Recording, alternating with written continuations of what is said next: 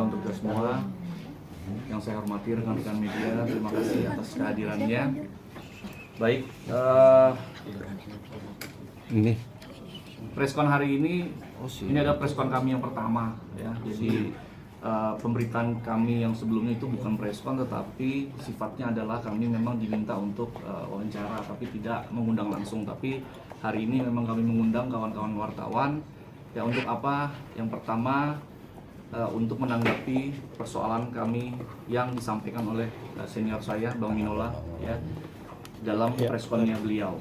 Jadi sekali lagi kami akan menyampaikan semua berdasarkan fakta. Jadi kami tidak berbicara angan-angan, kami bicara berdasarkan fakta.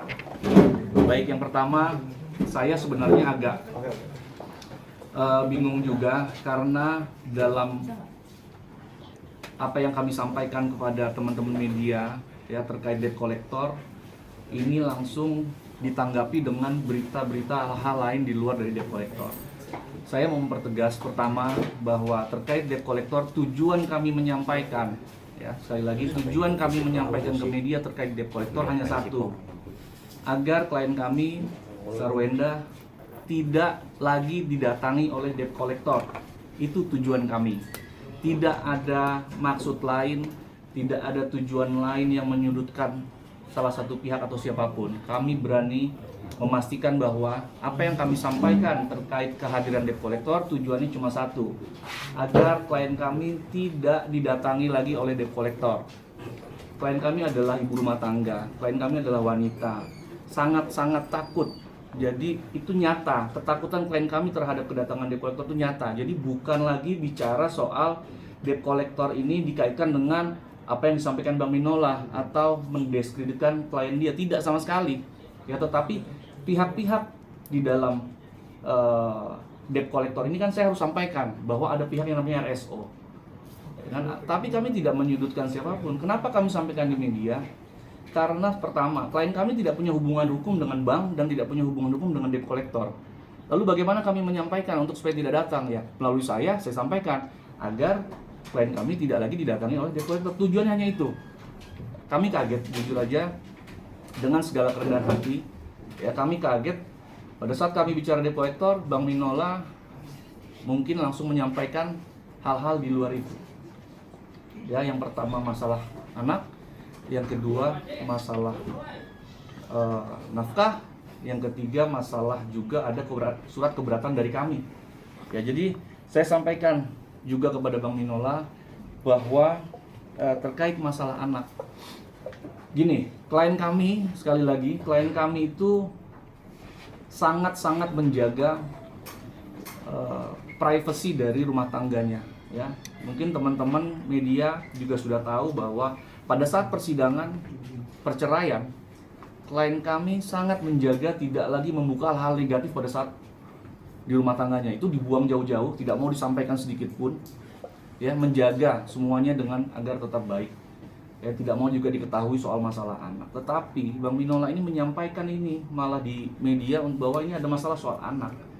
Ya, yang mana saya sudah bertemu dengan Bang Minola. Ya, Bang Minola itu ketemu dengan saya. Jujur Bang Minola menyampaikan bahwa di dalam preskonnya bahwa saya yang menghubungi beliau. Betul, saya menghubungi, tetapi saya menghubungi beliau karena siapa?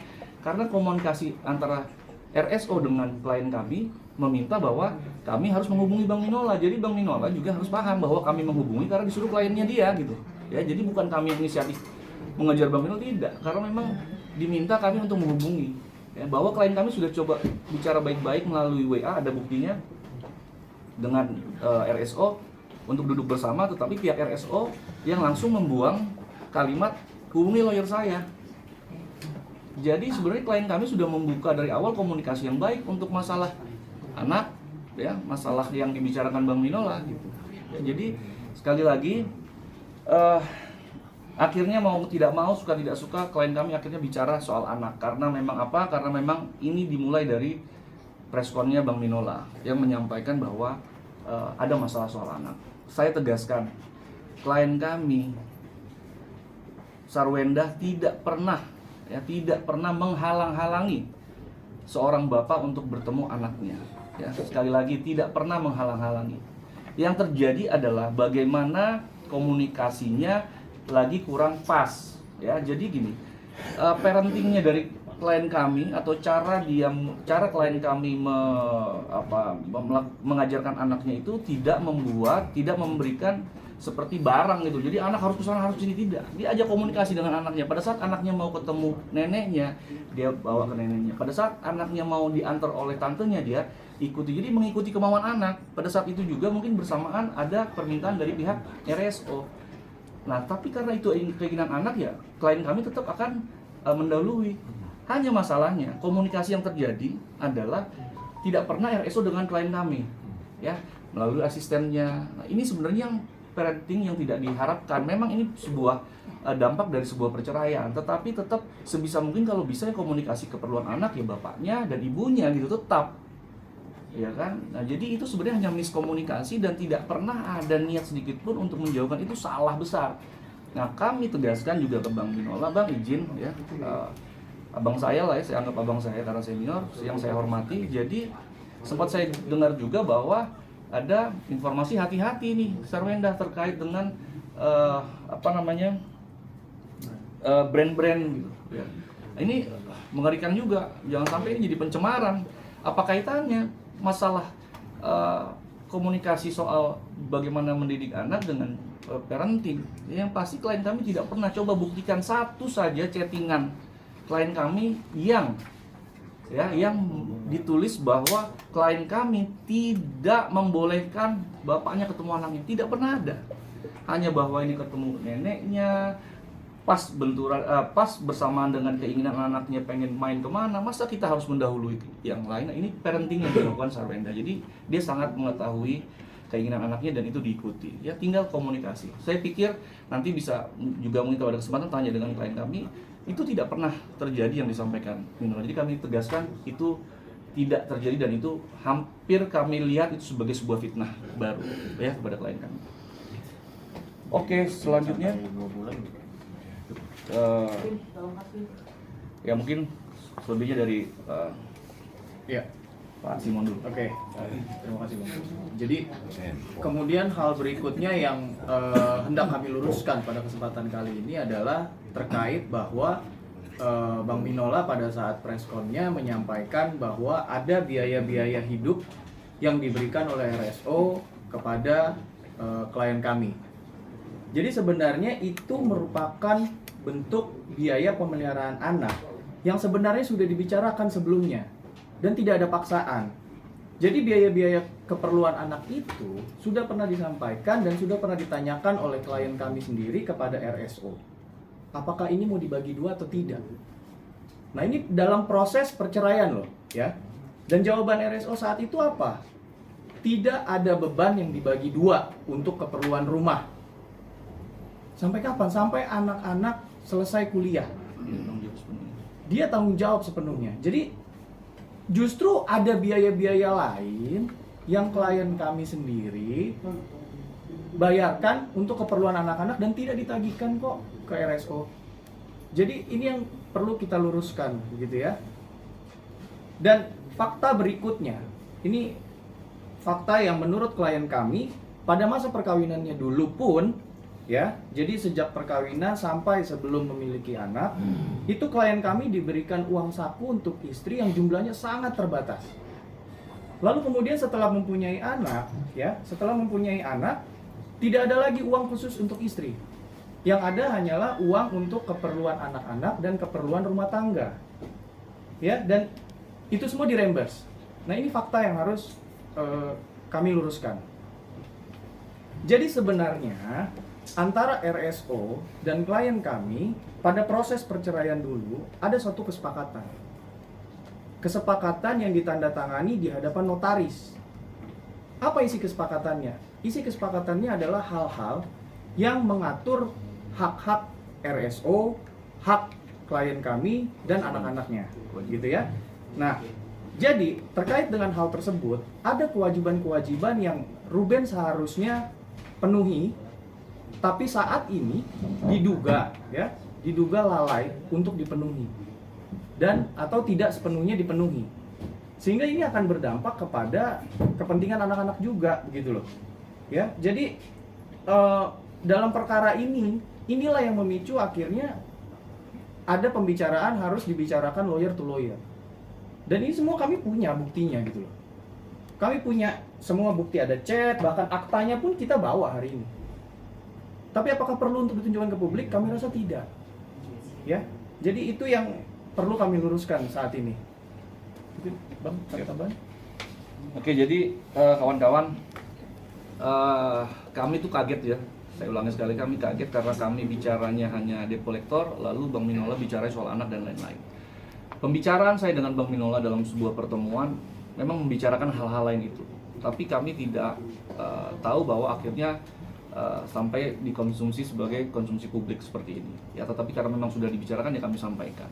Ya, jadi kami sekali lagi klien kami ini seorang ibu ya, seorang ibu yang sangat-sangat menjaga semua nilai-nilai baik dari keluarganya. Ya, sampai di persoalan perceraian kita pahami bahwa tidak pernah ada tuh omongan jelek sedikit pun, ya. Tetapi tidak menutup kemungkinan apabila klien kami terus dipojokkan, klien kami akan bisa jadi menyampaikan apa adanya sebagai curhatan seorang istri selama ini, ya kan? Jadi kami tidak mau juga larut di dalam situasi itu. Kami hanya ingin satu, ya, tidak lagi kami disudutkan terkait masalah biaya-biaya hidup, karena biaya-biaya hidup itu jujur saja itu adalah sebuah kesepakatan. Bahkan Wenda dalam chatnya ada buktinya juga, tapi kami tidak tunjukkan karena bukti-bukti ini kami bisa pertanggungjawabkan secara hukum, ya, dan kepada Tuhan Yang Maha Esa. Jadi klien kami itu dalam biaya hidup itu sebenarnya sudah sebuah kesepakatan. Ada chattingan Wenda dengan RSO menyatakan bahwa ini bagaimana? Ini biaya mau kita bagi dua. Menurut RSO adalah tidak usah, saya yang tanggung jawab semua. Sudah pada saat proses-proses itu pihak Sarwenda itu sistemnya juga reimburse, jadi dibayar dulu baru ditagihkan. Jadi Sarwenda ini bukan yang nggak punya duit untuk membayar itu semua, dibayar, tapi reimburse gitu. Dan reimburse-nya ini bukan dengan paksaan, misalnya kita reimburse ini harus dibayar, kalau nggak bla bla bla. Enggak, silakan aja bayar semua dengan keikhlasan. Coba bayangi kalau seorang sudah ikhlas, lalu tiba-tiba ada masalah seperti ini, dibuka, ini bayar begini, yang menjadi kewajibannya dia pun jadi tidak dilaksanakan. Ini kan masalah akhirnya.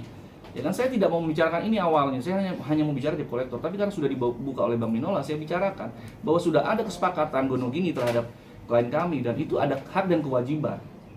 Ya, terkait anak mungkin besar menurut Bang Minola, tapi coba cek situasinya. Ya, ada chat dari anak-anak pun yang tidak dibales sama RSO. Kami punya buktinya, voice note nggak dibales. Sekarang gimana komunikasinya gitu?